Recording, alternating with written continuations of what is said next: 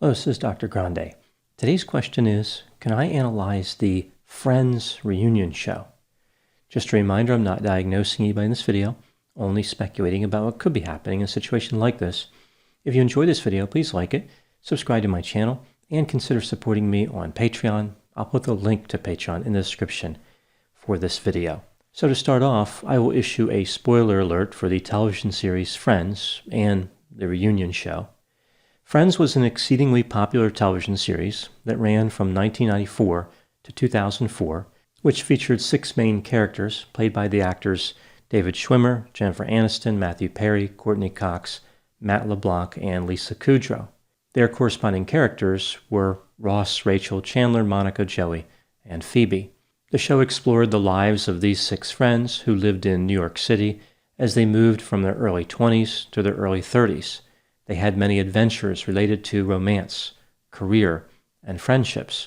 A reunion show for the cast was featured on HBO Max in May of 2021, about 17 years after the series finale. I will start with some brief thoughts on the series and then move to the reunion show. I covered the personality characteristics of all 6 characters in detail on a prior video. The characters complemented each other well. Many levels of the personality traits were represented. There was quite a bit of variance on openness to experience, conscientiousness, and agreeableness. For example, Phoebe was extremely high in openness to experience. Chandler was high in conscientiousness, whereas Joey scored low on that trait. And Monica and Rachel were lower than the others in agreeableness. Monica because she was competitive, and Rachel because she was low in modesty, especially early in the series. With the traits of extroversion and neuroticism, we see a smaller range. All the characters were essentially extroverted and neurotic. This is typical in sitcoms.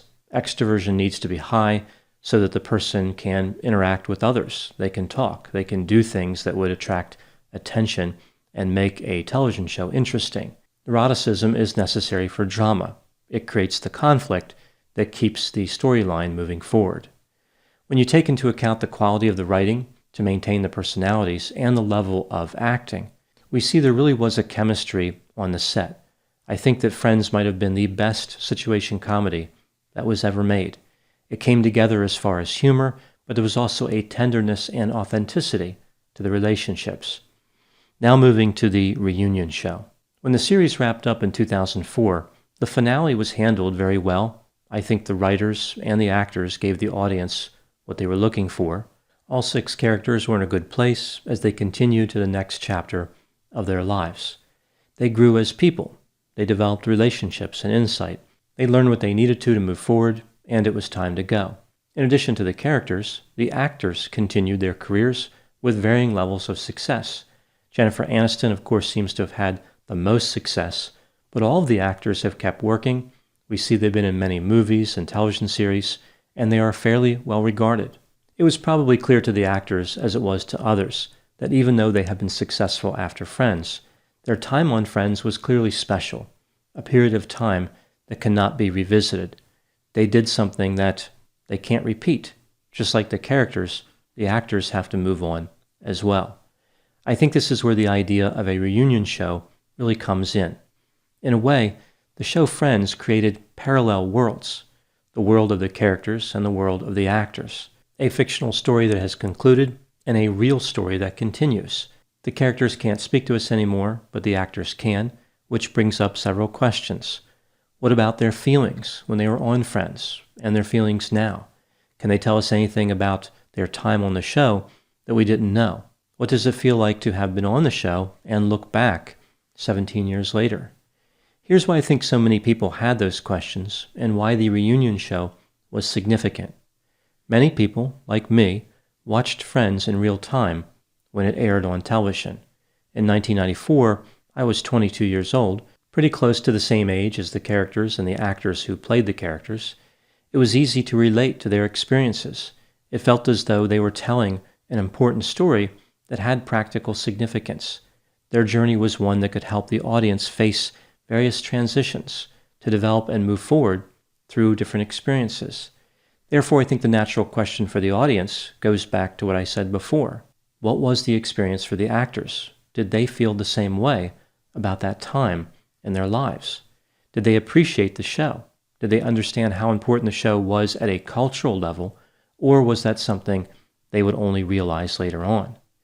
As we move into the reunion show, we see these questions were answered either directly or indirectly. Here's what stood out to me from the reunion show. I'll offer my thoughts on what was presented. As far as the quality of the show itself, I thought it was good. There were a few things that were a little disappointing, perhaps things I would have done differently. For example, it would have been nice to see the behind-the-scenes people a little bit more, specifically what it meant to them to be on the show. I also thought the interview should have been more systematic in terms of making sure the same question was asked to each of the cast members. And I think it would have been good to try to get into deeper issues. The reunion show seemed to run a bit on the surface. Next item, something that really caught my attention was the respect that the actors had for their experience on the show. I think this was the most important element that was conveyed during the reunion special. So many audience members hold the show in high regard, and it would have been so disappointing to find out for the actors that it was just a job or an experience they regret. It was satisfying to know that they appreciated what they had, not only in terms of the accomplishment, but in terms of the time they had with each other, forging those relationships. For the actors, it was a special time when their friends were their family. They were essentially living the central theme of the show. That was supposed to be the experience of the characters as well. It was a time in their lives that has become nostalgic. In a sense, they did have the same experience as the audience in that regard. Moving to the next item. One of the major revelations in the reunion show was that David Schwimmer and Jennifer Aniston had romantic feelings for each other. This was in season 1. This is something that should not be surprising, but I think it did take many people off guard. When I first heard them talking about this, I was thinking to myself that this could go badly. Like if they were to say that they had been romantic and it didn't work out, it would cast a shadow over the characters of Ross and Rachel. That whole dynamic could change, like it could sour the memory. However, as it turns out, they just never connected and they remained friends. I'm not completely convinced that is the entire story, but it's what they're saying, so I'll take their word for it. Moving to the next item. One of my favorite parts of the reunion show was when the actors were conducting the table reads and the actual footage from the show was cut in with it. I thought that was clever. It was amazing how they were able to recreate the original performances, like the characters just came back for them that quickly. The last item that stood out to me in the reunion show is what we saw and heard from Matthew Perry. Before the reunion special came out, there were concerns about Perry based on the interviews that were released. He looked like he wasn't alert, and it seemed like he might have been slurring his speech. In the actual reunion show, he certainly seemed less vibrant than the other 5 actors. It was reported that not long before the reunion show was recorded, Perry had emergency dental work, which would explain all the symptoms he appeared to have. I think the reason there was so much concern was that Matthew Perry had talked before about how he became dependent on Vicodin after a 1997 jet ski accident. He also had trouble regulating his intake of alcohol. There were several seasons of Friends that Perry did not remember. He was in rehab several times, and there has been speculation that some of his medical problems, like a GI problem treated surgically in 2018, might have been related to his alcohol use, although that's never been confirmed. Outside of the drug and alcohol issues, Perry brought up something during the reunion show that I found interesting. He talked about how he felt like he would die because of the pressure of trying to get laughs from the live audience. If he failed to get the expected laugh, he would start to sweat and go into something like a convulsion. The other actors did not feel that way, and they seemed surprised that Perry had that experience. I think this is notable because it illustrates how someone can be suffering right next to supportive people, but feel isolated and afraid. Walking down memory lane isn't always pleasant. I'm glad Matthew Perry was able to share his experience. I think it was one of the more significant details revealed in the reunion show. That's my analysis of the Friends reunion special. There is one last question I want to address, and that is whether or not the cast should ever record another episode or show, like a follow-up to the original, an extension of the series. So bring the same characters back and have another adventure or adventures. I don't think this will actually happen based on a number of factors, including what was said during the reunion show.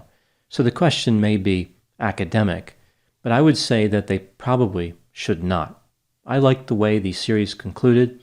There's nothing that a follow-up episode could do to enhance the original series or to recapture the glory of that time. Sometimes it's better just to let things be. I think the situation offers a great lesson about nostalgia. When people try to recapture the nostalgia of an earlier time, they are often disappointed. It's better to forge ahead and do something different. The series should inspire people to create new shows, to come up with new ideas, shows that themselves could be magical in a different way, rather than to attempt duplication of the original. Those are my thoughts on the series Friends and the reunion special. Please put any opinions and thoughts in the comment section. They always generate an interesting dialogue. As always, I hope you found my analysis of this topic to be interesting. Thanks for watching.